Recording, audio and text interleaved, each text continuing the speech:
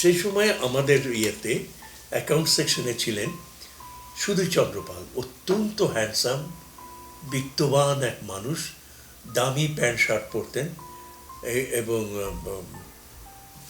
কলমে দুই রকমের কালি থাকতো, সবুজ কালি, লাল কালি। পয়লা মাসের 1 তারিখে একটা চিঠি আসতো, আমি চিঠি একটু বেশি পেতাম, কি your salary is ready for disbursement, please collect ইট। তার কারণ হচ্ছে আমি মাসের বেতন আগের মাসে প্রায় শেষ করে ফেলতাম। অর্থাৎ আমি 1 মাসে আমি মাত্র 8 টাকা তুলেছিলাম, আমার মনে আছে। তারপরে আমার অবস্থা দেখে তখন ব্রাহ্মণবাড়িয়া কলেজের প্রিন্সিপাল, আমি অত্যন্ত কৃতজ্ঞ তার কাছে, আলী আজহার সাহেবের কাছে। প্রিন্সিপাল সাহেব অর্ডার দিলেন যে কোনো টিচারকে আর একটি পয়সা অ্যাডভান্স দেওয়া যাবে না। অতএব আমার অ্যাডভান্স বন্ধ।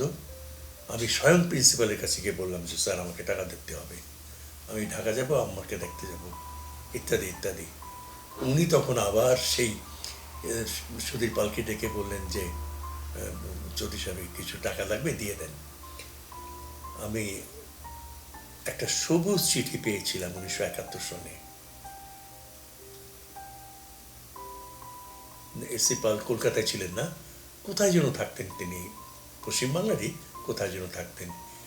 সুন্দর একটা চিঠি, তোমাদের সুধীর পাল এখনো মারা যায়নি, ইংরেজিতে লেখা আবার, সুধীর পাল এখনো মারা যায়নি, যদি অ্যাডভান্স লাগে তোমার সুধীর পাল এখনো জীবিত আছে, ডোন্ট হেজিটেট।